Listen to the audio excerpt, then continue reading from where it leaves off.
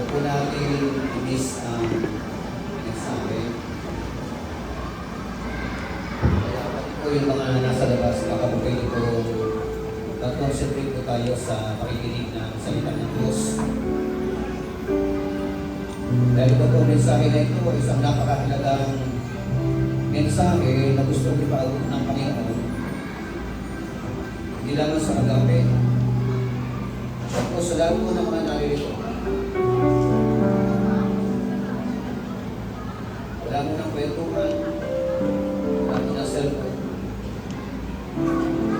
Ito po tayo sa pakikinig ng mga salita ng Diyos natin itong pag-usapan sa hapon po na ito. Sabi po na isang quotation, only one life will its soul be passed, but only what is not organized will last. Isang buhay na meron tayo, buhay na pahiram ng ating mapagmahal na Panginoon. Darating at darating ang araw, kukunin ng Panginoon ang buhay na ito na pahiram sa atin. Kaya napakahalaga po na hanggang tayo po ay mga nangabubuhay na pinahihiraman ng Panginoon, ang buhay na yan na pahiram sa atin ng Panginoon ay atin pong sama-sama ipaglingkod sa Panginoon. Dahil lahat ng ating mga ginagawa, kapag para sa Panginoon, ito po ay hindi nawawalan ng saysay. So, pwede kong palakpakan natin ang Panginoon, God, kaibigan ko. Ang mensahe na gusto ng Panginoon na ating itong pagmulay-mulayan sa hapon mo na ito po ay nakatala dito po sa akal po ng Mateo, Kapitulo 6, mula sa talatang 9 hanggang sa sumusunod ng mga talata. Kung pwede po ba tumayo po tayong lahat bilang paggalang sa Ginoo sa kanya po mga salita.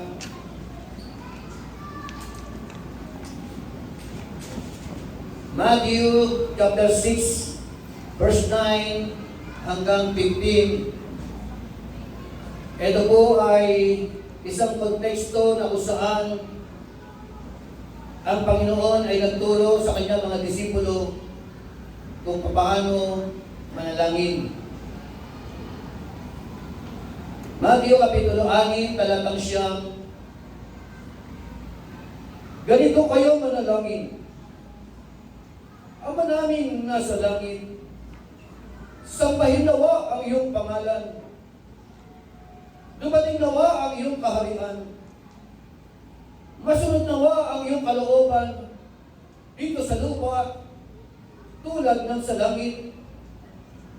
Bigyan mo kami ng aming pagkain sa araw-araw. At patawarin mo kami sa aming mga kasalanan, tulad ng pagpapatawad namin sa mga nagkakasala sa amin. At huwag mo kaming hayaang matukso, kundi iligtas mo kami sa masama, sapagkat sa iyo ang kaharian at ang kapangyarihan at ang kaluwalhatian magpakailanman. Amen. Sapagkat kung pinapatawad ninyo ang mga nagkakasala sa inyo, patatawarin din kayo ng inyong Ama na nasa langit.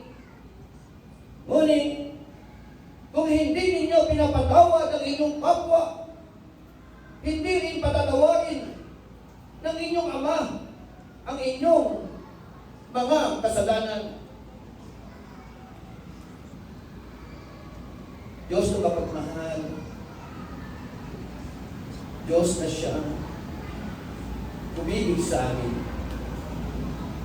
Inibig mo kami sa kabila ng hindi mo kami karapat-dapat. Sa kabila ng napakarami naming mga pagkukulang, napakarami naming mga kasalanan. Subalit ang iyong mapagmahal na puso ay iyong patuloy na ipinapadama sa bawat isang puso amin. Salamat po sa mga salita na ito na amin pong binasa. At hayaan mo po, Panginoon, na habang binubulay-bulay po namin ang mga salita mo po ito, Santo Espiritu, ikaw po ang siyang umalaw sa aming pong kalagitnaan. Nananampalataya po kami, Panginoon, na kami po ay uuwi at lilisan, Panginoon, sa lugar po na ito. Dala-dala po namin ang mga biyaya, ang mga pagpapala ng mensahe na gusto mo pong ipabatid, ipaalam sa iyong mga anak sa amin pong kalagitnaan. Nagpapakupo po ang iyong mapagpapit sa iyong harapan. Gamitin mo po ang iyong mapagpapit po bilang daluyan ng iyong mga salita. Ikaw lamang ang Diyos ang siyang mapapuli. Ikaw lamang ang siyang maluwalhati. Inaangkin po namin ang tagumpay dahil ito po ay aming hinihiling sa pinakadakilang pangalan, pangalan ng aming Panginoon, Diyos na tagapagligtas, na walang iba kundi ang aming Panginoon Kristo. Ang lahat po ay magsabi na Amen. Amen. At ibigay po natin yung pinaka-the best na palakpak sa Panginoon. Hallelujah. Yung the best na palakpak po ang ibigay po natin dahil ang Diyos po ay nararapat at karapat-dapat na purihin at sambahin ng kanyang mga anak. Huwag po tayo magtipid sa palakpak sa Panginoon. Hallelujah! Lord, ito God. Pwede po kayo po. Thy kingdom come. Thy will be done. On earth as it is in heaven.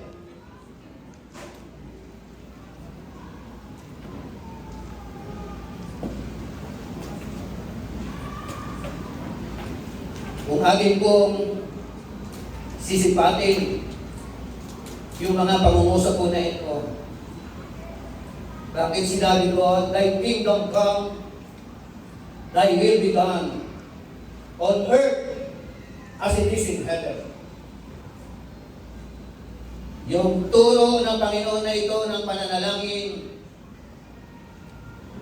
meron pong malaking ipinapagawa ang Diyos sa bawat isa po sa atin. Malinaw po yung kanyang mga salita. Your kingdom come.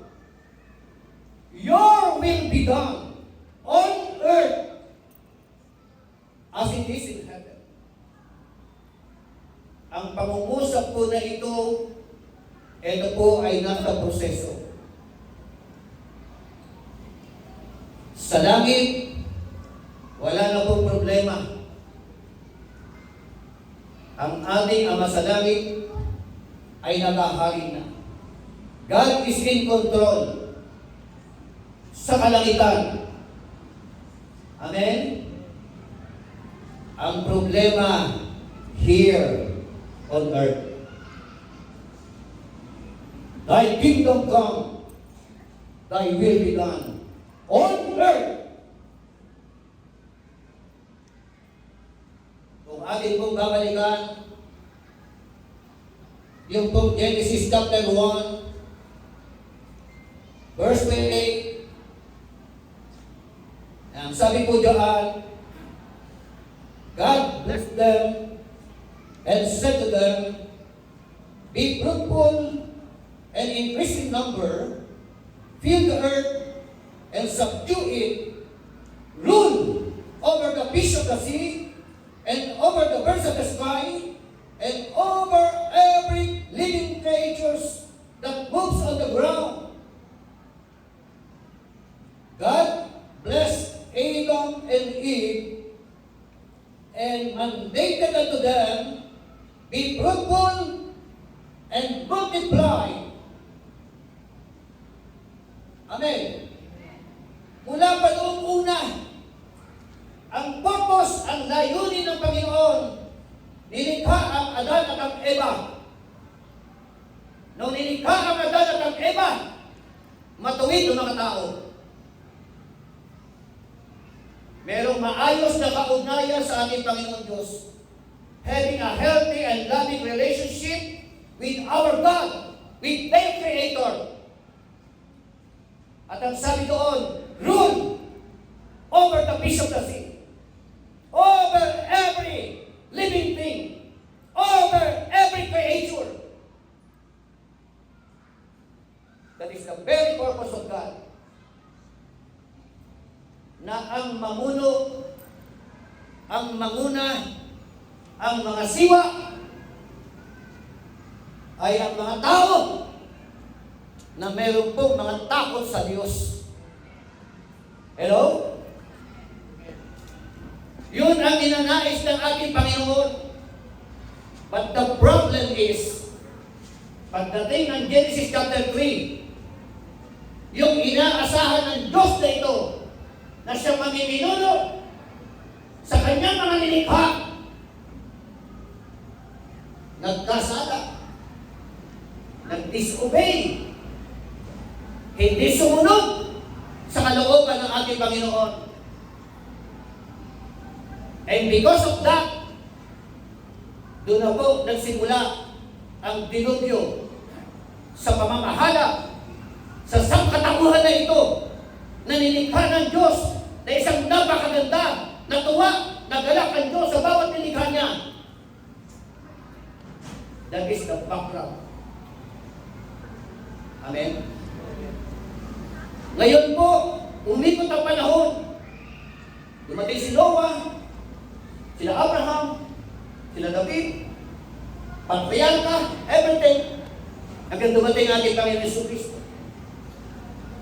Yung pong mandatos na ito, ako'y naniniwala na ito pong mandate na ito na ang mag-rule o ang dapat mag-rule dito po sa mundo po na ito upang maging mapayapa ang mundo na ito, upang maging matagumpay ang mundo na ito, upang maging masagana ang mundo na ito, ay walang iba kundi ang kanyang mga lingkod. Mga lingkod na mga may takot sa Panginoon.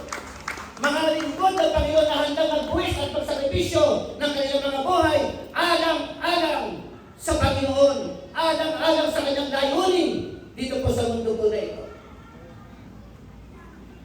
Kaya pagdating ng Panginoon, nagturo po siya ng pananalangin. And actually, this is not the Lord's Prayer. This is the disciples' prayer.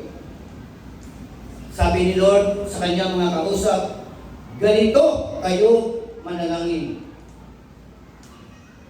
Ito ang pattern ng inyong pananalangin. Amen? Anong meron? Actually, 2 talata lang ang aking hihimay niyo. Uunahin ko yung 2 talata. Matthew chapter 6, verse 9 and verse 10. Diyan lang po sa 2 talata po na yan. Sa biyaya at grasya ng Panginoon Diyos, kung atin pong nanamnamin ito, yung buhay na yan, na pahiram sa iyo ng Panginoon, magkakaroon ng tinatawag na malaking pagbabago. Amen? Pag-usapan po natin sa tema, how God's kingdom come here on earth as it is in heaven. Paano na po at kailan pagkaharian ng Diyos ang sangkatauhan? 3 puntos po ang akin pong inihanda. para sa bawat isa po sa atin. Unang puntos, ang sabi po ng aklat ng Mateo, Kapitulo 6, talatang 9, ganito kayo manalangin. Ama naming nasa langit, sambahin nawa ang iyong pangalan. Our Father, who art in heaven. Saan naroon ang Ama? Nasa langit. Hallowed be your name. Hallowed be your name on earth as it is in heaven. Imposible o posible? Hallowed be your name on earth. Katulad ng nasa langit.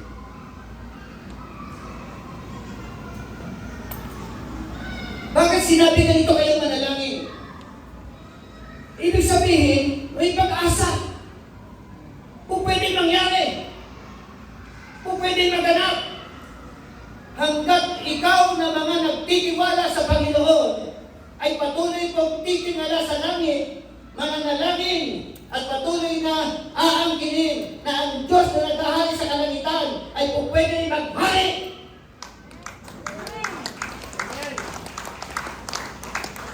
Hallowed be your name. Yun ang una. Napakahalaga kasi yung tinatawag na dito pa lang sa point number 1, pag sumabay na tayo, hindi natin masusunod ang ikalawa. Katlo. Sabi nga, pray along these lines, our Father in heaven, we honor your holy name. Honoring God's name. Hallowed be your name. Kumusta po yung ating mga buhay, yung ating mga pananalita, mga lifestyle? Nakapagbibigay po ba ng honor kay God? Nakapagbibigay po ba ng kaluwalhatian sa harapan ng ating Panginoon Diyos? Sambahin nawa ang iyong pangalan. Ano po ang mga implikasyon ng mga talata po na ito?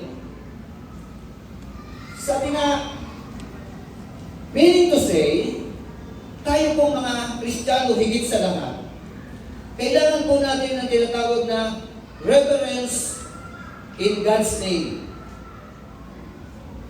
Respeto, paggalang sa kanyang pangalan.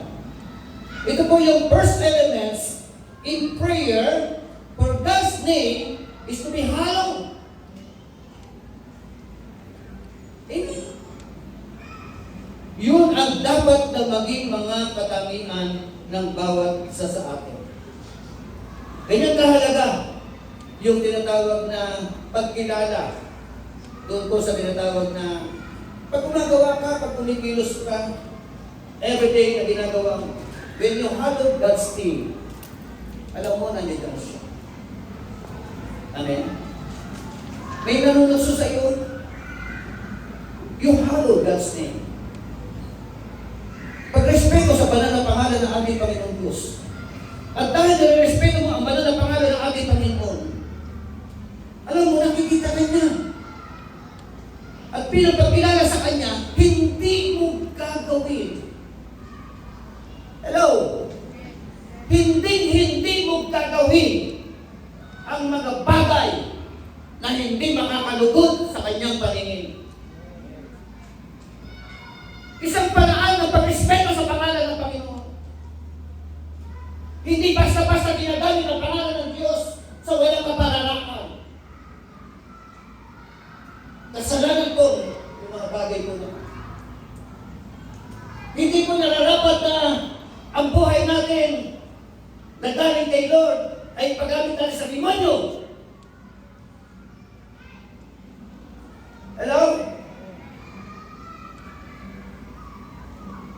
yung buhay na ito, nagaling sa Kanya, bilang pagkilala sa Kanya, ipapagamit natin sa Panginoon. Amen. Palapakan natin ang Panginoon. Hallelujah. Alam niyo po, yung mga pangungusap na yan, doon pala sa lumang tipan, nasa ikalawa ay katatlong utos na po yan. Thou shalt not take the name of the Lord your God in vain. Amen.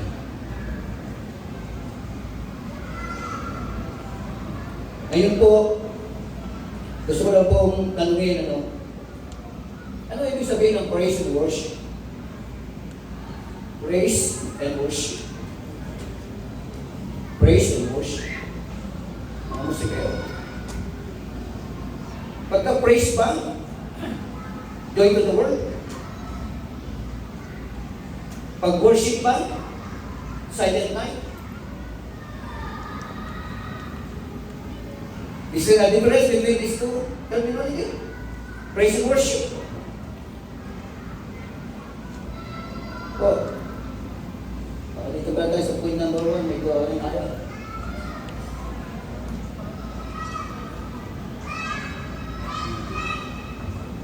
Praise means express of warm admiration for what God does for us.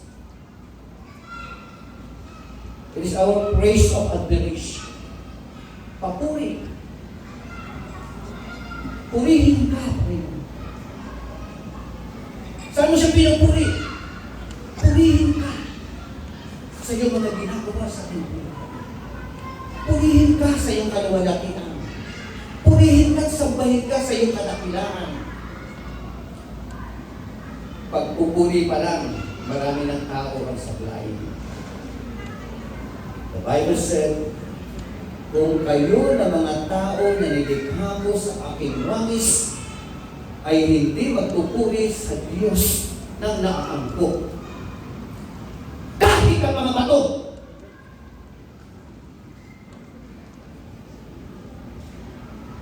Pwede utusan ng Panginoon ang mga bato na magpuri sa Kanya. Hello? Bakit? Mabuti pa ang mga bato. Kinikilala ang Diyos. Mabuti pa ang mga kawayan. Kinikilala ang Diyos. Mabuti pa yung mga nilikha ng Diyos na ito. Kumikilala sa Panginoon. Sumusunod sa Panginoon. Tayong mga tao na nilikha sa kawanis ng Panginoon. Napakadalas na tayo po ay mga masuwayin sa Kanyang kalooban. Hindi ako kalita. Gusto ko lang maintindihan natin yung gusto ni Lord. No? Tamaan ng tamaan. Pag tinamaan, magsisil. Hello?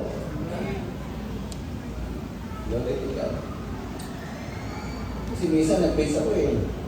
Tapos kung mag-praise na isang topic, ayaw na magsimba. Bakit? Tinamaan. Hindi ko na pinapatamaan. Bakit tinatamaan?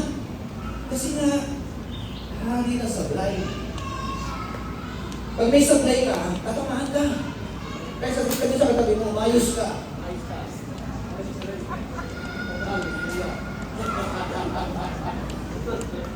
Sabi sa kanya, lalo ka na.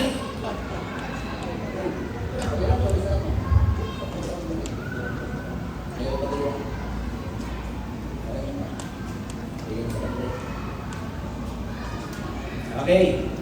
Worship. Show reverence or adoration for the attributes of God. Amen.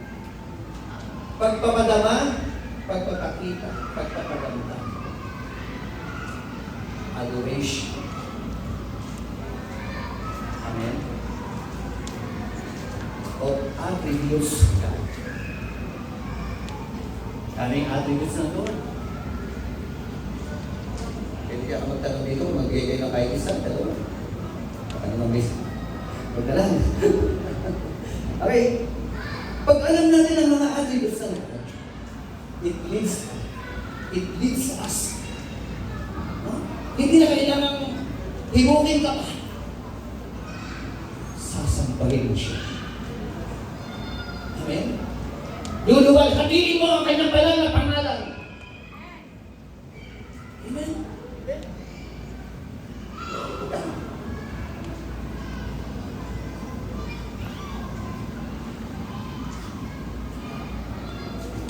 When we pray, sabi nga, how we honor the name of God. Una, we honor the name of God by not using His name in careless way.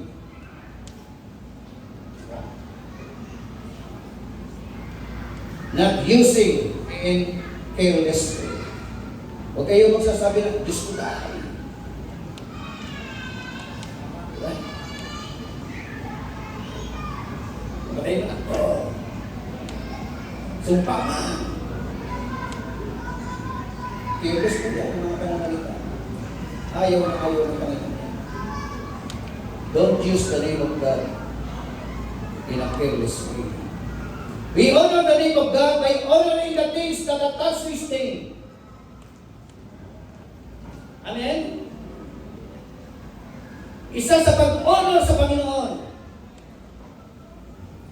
yung pong pag-honor sa mga banal, mga kagamitan, mga ginagamit para luwalhatian ng Panginoon. Mga sound system like organ, gitara, everything.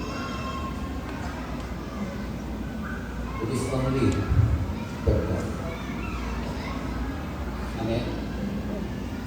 Ipapagamit lang natin ang mga bagay na yan para sa Panginoon. Kung ang mga bagay na yan ay dapat exclusive para kay Lord, yung mga tumutugtog,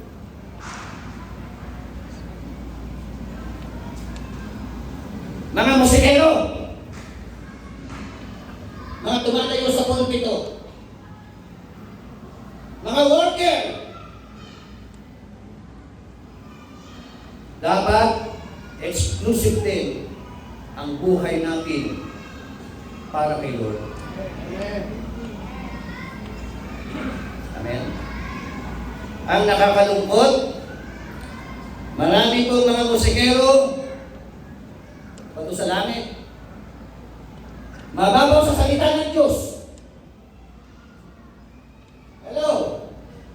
Marami mga Kristiyano mababaw sa salita ng Diyos. Kaya pag dumating si Delilah, bumitigay na agad si Samson.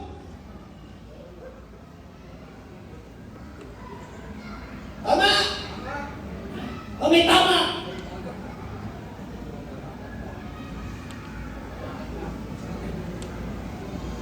Exclusive para kay Lord ang mga mananampalataya. Hindi naman po ito para sa mga musikero. Nung ikaw ay naging mananampalataya, exclusive ka na para kay Lord. Ang buhay na yan na pahiram sa iyo ng Panginoon ay marapat-tabang na ipagalit mo sa Panginoon.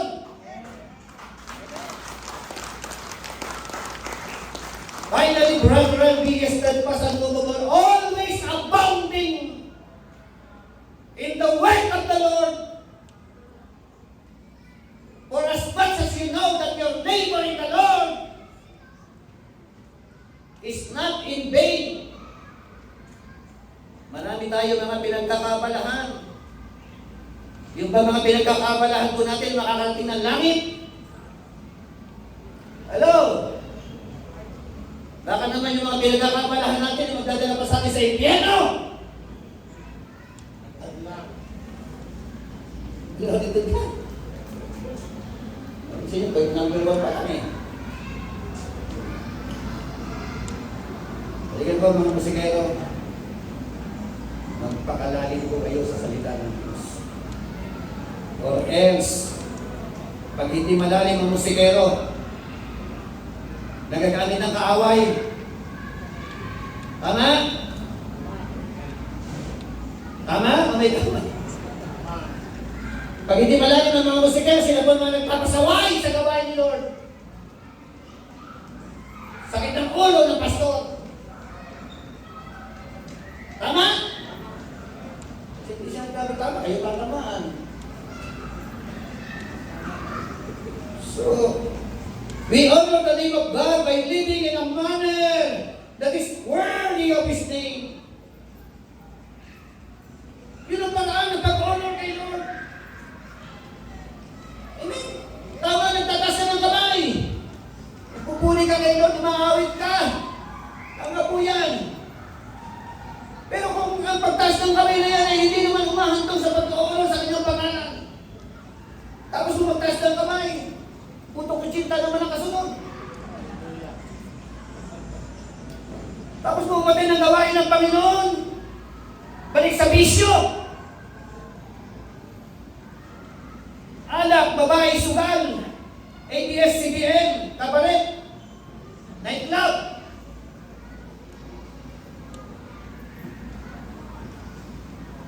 Yan mo rin sa katabi mo, ayos ka na ba?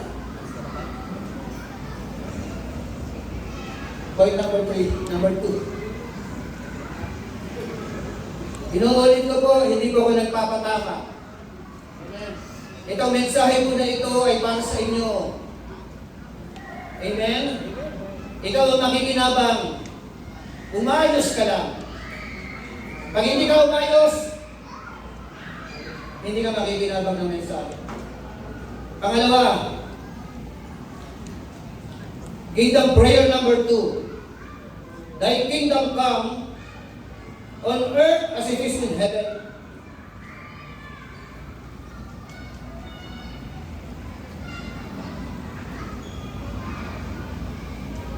Maghari ka sa lupa, katulad ng paghahari mo sa langit. Yun ang nais eh, yun ang prayer. Alam niyo po? And that is our assignment. Amen? That is your assignment. Our assignment, my assignment. Hanggang nabubuhay tayo sa mundo na ito, hindi lamang prayer yan. Hindi lamang inuusal-usal yan sa ulado yan. Tama naman sa ulado mo yan. Pero kung sa ulado mo yan ay hindi mo isinasapabuhay, long bearing ang pagsasaulo. Walang kwenta, walang kabuluhan ang pagsasaulo ng panalangin na yan. Amen? Your kingdom come here on earth.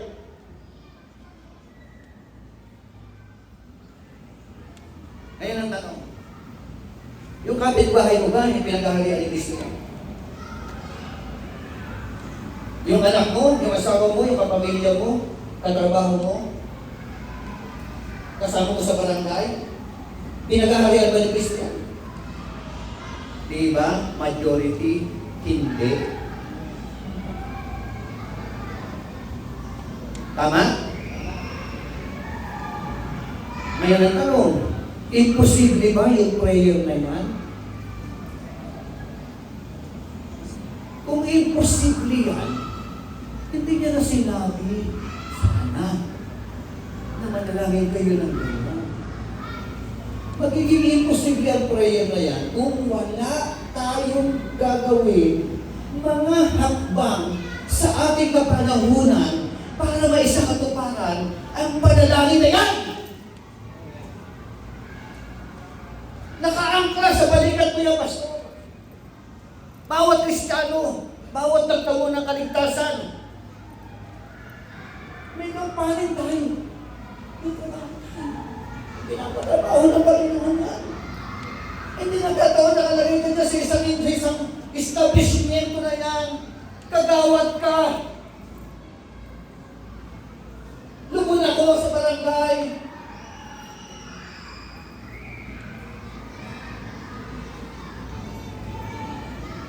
nasa workplace ka, nasa bahay ka, nasa tahanan ka,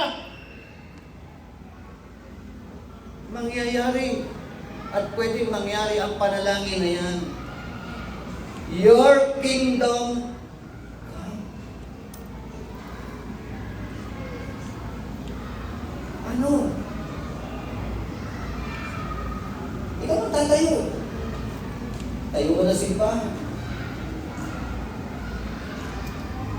Sa Pangasinan. Tatayo natin itong kingdom eh. Hindi ko kingdom yan. Madalag ko na ilurusan-usan yan.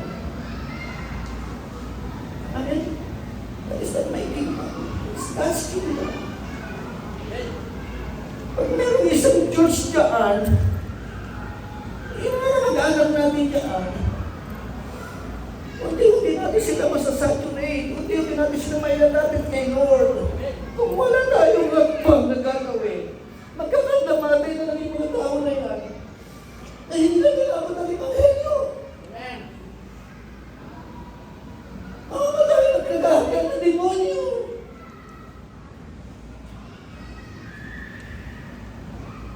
Hello? You have a part. Hindi automatic yan. Makikipag-partner ang Diyos sa atin. Tama.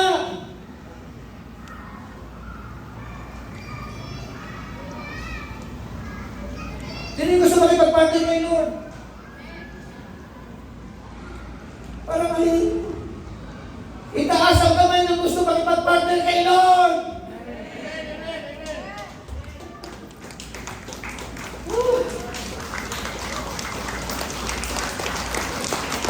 Palapakan natin ang Panginoon. Glory to God.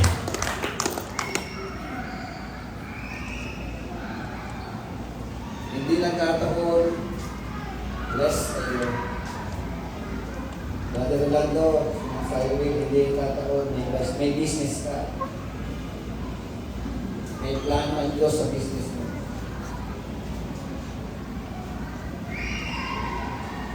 Brother Lord, hindi. Para namin nakasama ito. Dati rin nasa mundo. But by the grace of the living God, inangat ng Panginoon ang kanyang buhay. Naging isang businessman. Sabi mo kanyang asawa, yung magandang niyang asawa. Naging kapital po siya. 10 years. Diba? May layunin ang Diyos. Bakit makita ko natin yung layunin na yun? Amen? Hindi po, dapat mabusan eh. Hindi po tayo mabubuhay para sa pamilya na ito, para sa pamilya natin. Tama? Hindi. Oo, tama yan. Taguhin natin ang pamilya natin. But when we become a Christian, gusto ng Panginoon, yung buhay ko na yan, ay maging instrumento niya. Magtayo, magtatag ng kanyang mga kaharian. Amen? Upang yung mga tao na mga nagugulong may hanan, alipin ang kaaway, alipin ni Satanas, hindi kaya magbabang buhay. Pag nakapakinig at nilapit natin sa Panginoon Jesucristo, ang buhay na yan na magulo, ang buhay na yan na wasak, ay unti-unting babaguhin ng Panginoon sa kanyang biyaya at grasya. Hallelujah. Glory to God. Kingdom prayer, thy kingdom come. This is not something that God does by Himself. Amen? We have a part to play to making this a reality. Amen? Only one life will soon be lost, but only what is done for Christ, for God will last. Magre-record tayong lahat kay Lord. Darating ang araw. Whether we like it or not. Hindi ko alam kung kayo lang. Pagharap natin kay Lord, ang bit natin lahat ng ginawa natin para sa Kanya. We Yung pwede bibili ng kayamanan mo. Ari-arian mo. Hindi. Iwan lahat yan!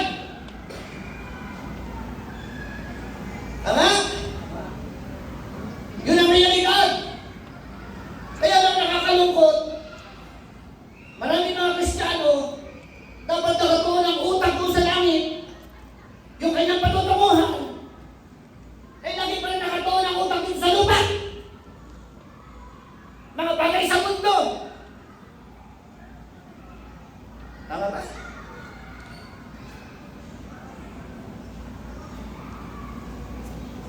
Bonus lang po yung langit. At habang naririto pa tayo sa mundo na ito, mayroon kang assignment. Hanggang buhay tayo, may assignment po at may ipinapagawa. In particular, ang Diyos sa bawat isa sa atin. Hello? Sabihin mo nga sa katabi mo, yug-yugin mo. Alam mo na ba ang assignment mo? Naintindihan ba? Baka hindi pa rin naintindihan, ugain mo talaga!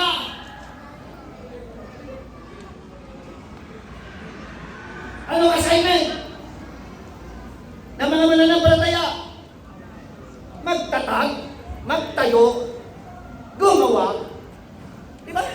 Ng mga kaharian ng Diyos. Eh, nagbuhay.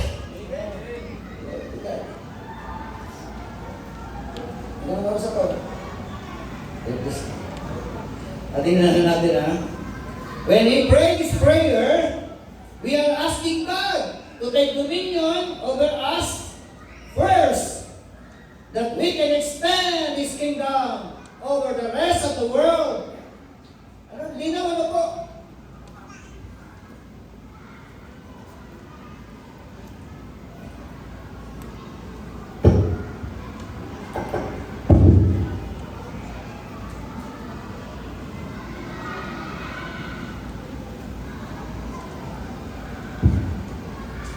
Okay. Ulitin ko lang.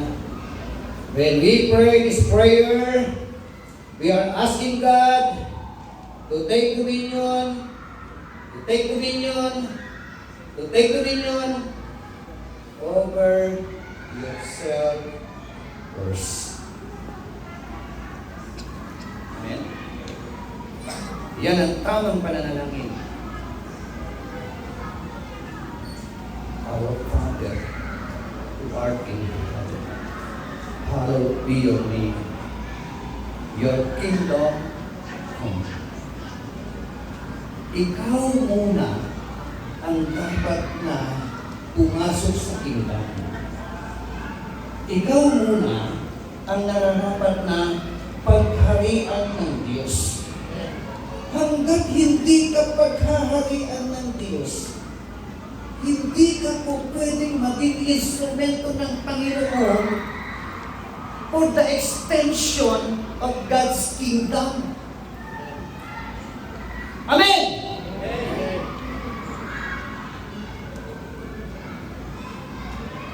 Ganyan kahalaga.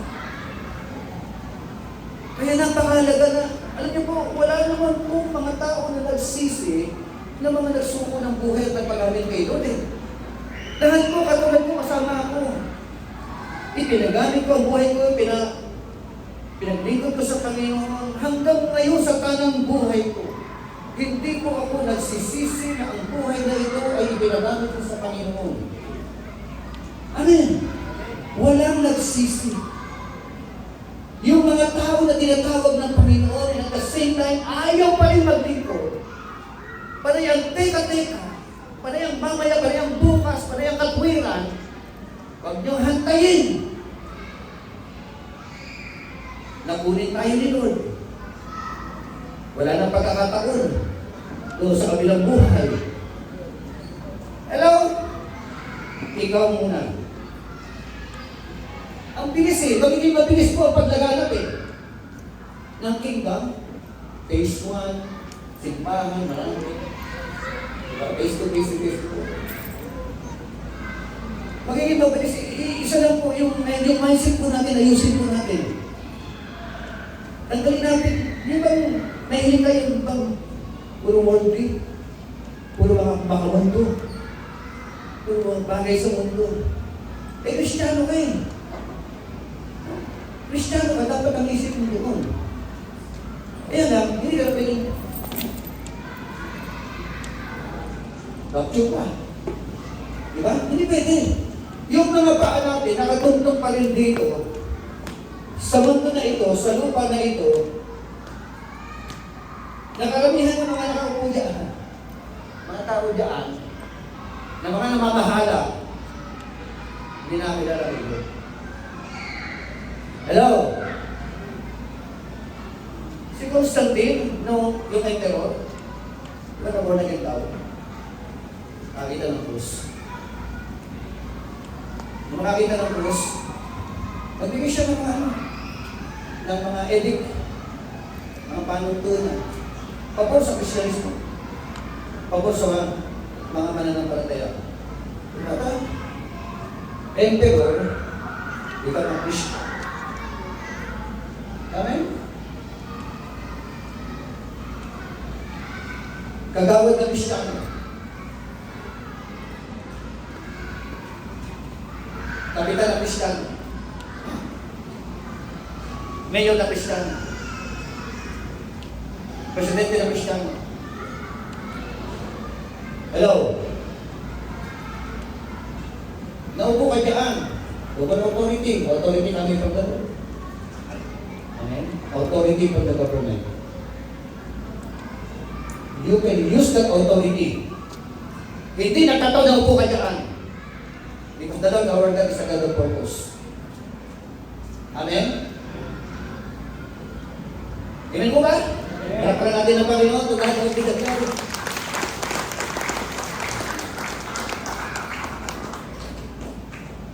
Sabi nga, Thy kingdom come, Thy will be done, meaning to say, dominating earth, fulfill God's will for us, na ang prayer ko na ito, parating pa. Amen?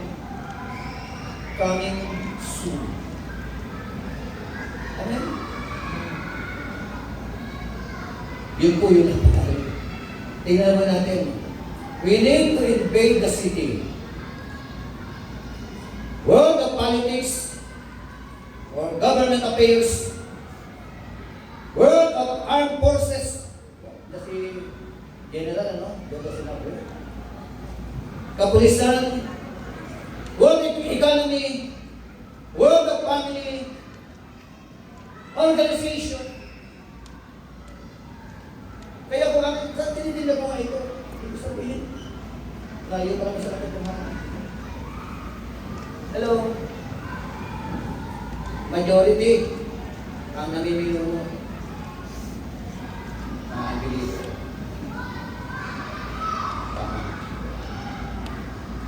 Dahil mga unbeliever ang namumuno, wala kang magawa kundi sumunod. Minsan kahit na mali ang implementasyon, you need to obey. Unbeliever ang nasa gobyerno. Ang kinikilala nila, nire-respeto nila, ginagalang nila, yung relihiyon na kanilang pinamulatan. Pagdating sa mga man of God, take it for granted. Sino ba ito mga kulumay na ito? Pero kapag yung kanilang pinamulatan na, ang dumating, umamano pa sa ano, kasing-sing. Diba? Kung todo estimate. Amen? Kaya napakahalaga na. Makita mo. Yung kingdom siya. Okay. Napag niyo yung gusto kong iparating? Amen. Pangatlo, kingdom prayer number 3. Thy will be done on earth as it is in heaven. Ano po ang principle nito?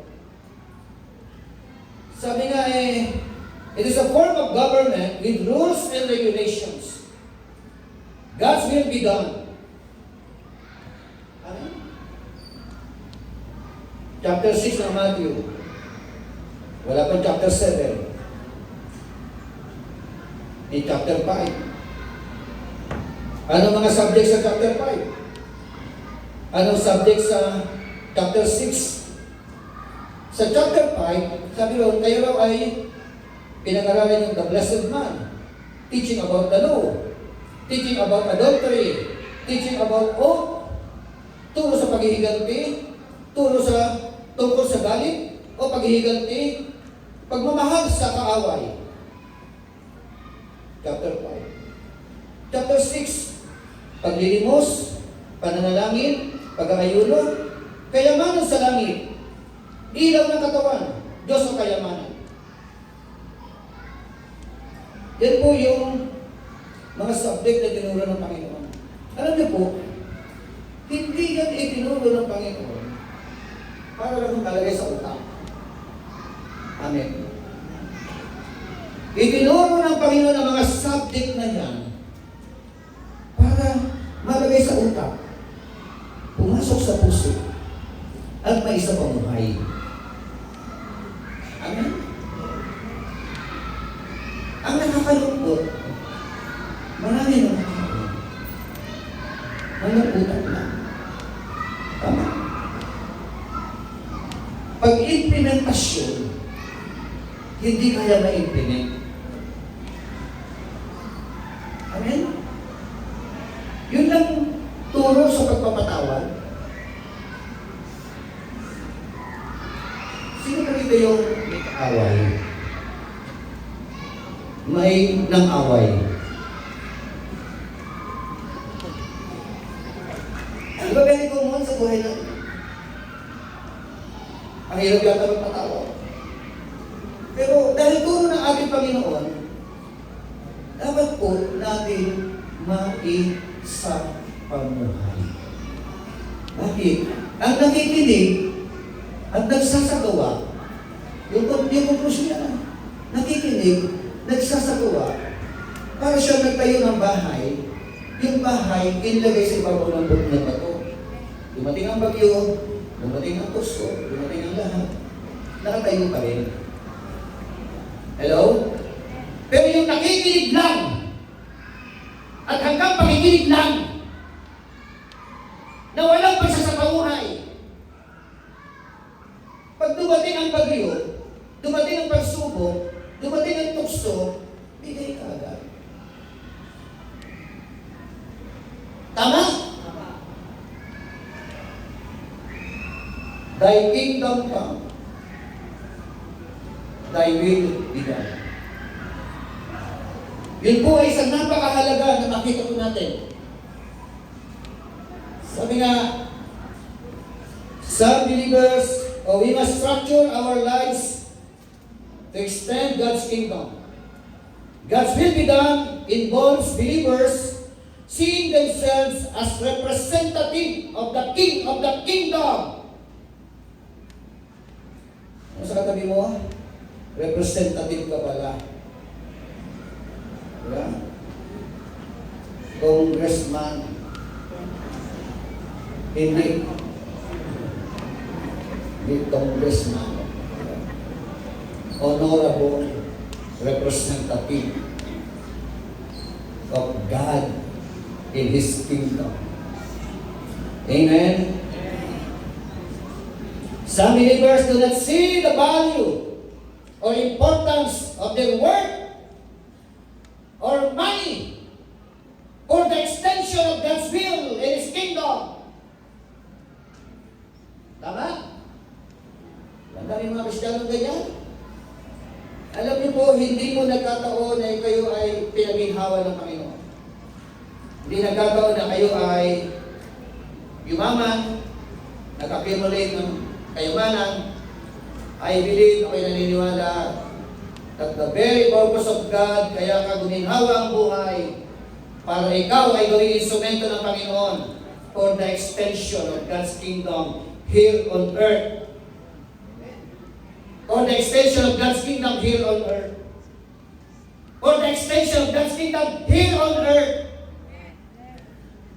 Amen? Isa yan sa paraan ng pag-iipon ng kayamanan sa langit. Yung kayamanan, you cannot take it with you. Hindi natin madadala yan doon. Dahil mo yan sa cementerio, bukayin pa yung ano mo. But you can send it on ahead. God is a God of purpose. Amen? Inuulit ko, kaya ka guminhawa ang buhay. Kaya gumanda ang buhay mo. Kaya ka yumayaman. O pinagaganda ng Panginoon ang business mo. Because the Lord our God wants you to become His partner in the ministry. Amen. Tatlong bagay ang ating po pinag-usapan. Pero nakita natin ang katotohanan na yun. In conclusion, mga kapatid, hindi ko na pahabahan. Alas 7 na. Make every effort for the advancement of His kingdom. Whether you are, wherever you are, wherever you go. Amen? Sabi nga, going to heaven is our final and ultimate destiny. But dominating and invading the earth is our greatest achievement or assignment. Tayo po tayo na.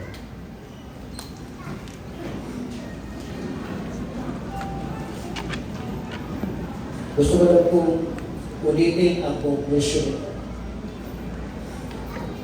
Sa habang ikaw po'y nakatayo ng daan, ito ang gusto ng Panginoon na maging mentalidad po natin. Make every effort for the advancement of His kingdom. Wherever you are, wherever you go, ang gusto ng Panginoon maging partner ka niya. Ibahagi ang Ebanghelyo. Amen? Wherever you are, wherever you go. Why? Sabi nga, going to heaven is our final and ultimate destiny. But dominating and invading the earth is your greatest assignment. That is our greatest assignment. Ang tanong, habang nakatayo kayo ngayon pa, sa harapan ng ating mapagmahal na Panginoon, are you willing to become His partner? Ano man ang iyong akakala? Wala ka ng pera, umay mo. Amen? Lakas mo.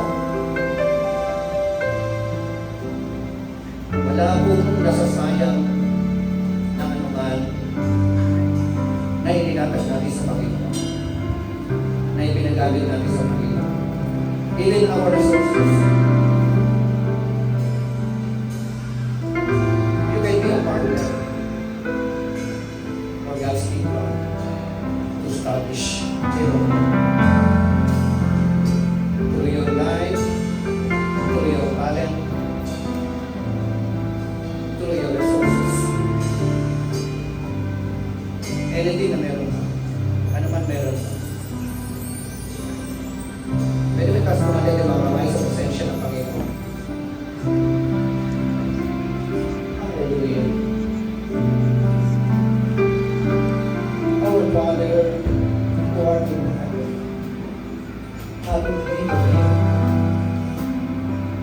Your kingdom come, and your will be done, on earth as it is in heaven. Narito tumahin, Panginoon. Nagtataas ng panalangin at taas ng aming mga kamay.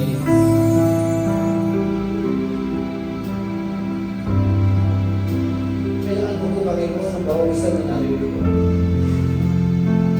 Buksan